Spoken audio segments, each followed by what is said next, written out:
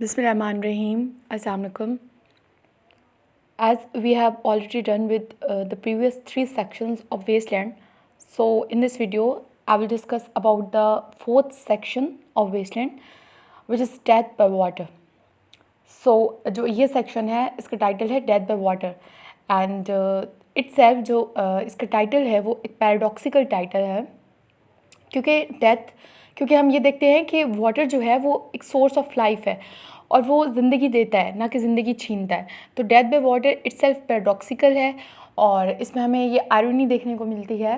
कि वाटर जो है वो किस तरह से एक इंसान की जान ले सकता है। तो जब हम इस सेक्शन को स्टार्ट करते हैं तो इसमें हमें एक ऐसे कैरेक्टर देखने को मिलते हैं जो हम पहले भी सेक्शन 2 में देख चुके हैं, फिलिबस द फोनिशियन सेलर। ये इस जो कैरेक्टर है इसके बारे में हमने पढ़ा था जब हम देख रहे थे फॉर्चून टेलर जो थी उनके, जब हम कार्ड्स के बारे में पढ़ रहे थे उस वक्त हमने इन कैरेक्टर के बारे में जाना था। तो इस particular section death by water में इलियट बताते हैं फिलिबस द फोनिशियन सेलर के बारे में कि जो एक समुद्री सफ़र पर है, एक वॉयज पर है और वहाँ पे उनकी डेथ होती है।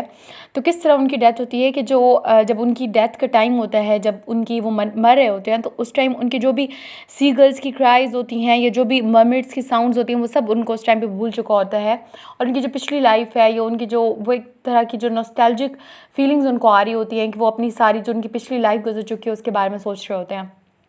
तो जब वो मर रहे होते हैं तो ऑब्वियसली जो इतना प्रेशर पानी होता है, सी वाटर होता है, वो उनकी जो बोन्स है, उनकी जो बॉडी है उसको टॉर्न पार्ट कर देता है और उसके बाद जो एक करंट अंडर सी है वो उनकी जो बोन्स है उन सबको विस्पर्स के साथ जो है वो इकट्ठा करता है, कलेक्ट करता है। तो इस जो पर्टिकुलर सेक्शन है इसमें इलियट हमें एक सीन क्रिएट करके डेथ के बारे में बताते हैं। बेसिकली इस सेक्शन से वो हमें ये लेसन देते हैं कि हम सब जो हैं और जितने भी मैन हैं वो इस दुनिया में सब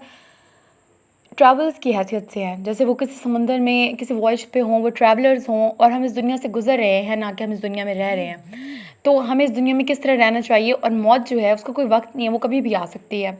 तो ये सब हमें इस सेक्शन में ये सबक मिलता है। और जब वो उनकी एक डेथ के बारे में बता रहे होते हैं तो उसमें हमें ये चीज़ पता चलती है कि उस जो फोनिशियन सेलर है उसके पास कोई रीबर्थ की होप नहीं थी, क्योंकि उसके पास जो ज़िंदगी थी वो अपनी ज़िंदगी को खो चुके थे ऑलरेडी। और हमें उससे ये सबक मिल रहा था कि ज़िंदगी जो है वो इतनी अनप्रिडिक्टेबल है कि वो ट्रैवलर जो है वो जब जा रहा था सफ़र पे तो वो ये सोच के नहीं जा रहा था कि वो अपनी मौत की तरफ जा रहा है। तो हम कह सकते हैं कि इस सेक्शन में भी इलियट ने डेथ को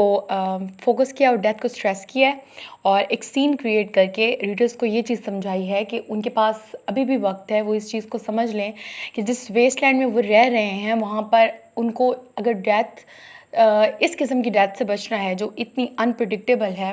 और स्पेशली उनकी जो स्पिरिचुअल हम कह सकते हैं कि डेथ हो रही है, वाक़या हो रही है उन लोगों की, तो उससे अगर उनको बचना है तो उनको अपनी ज़िंदगी को मीनिंगफुल बनाना होगा।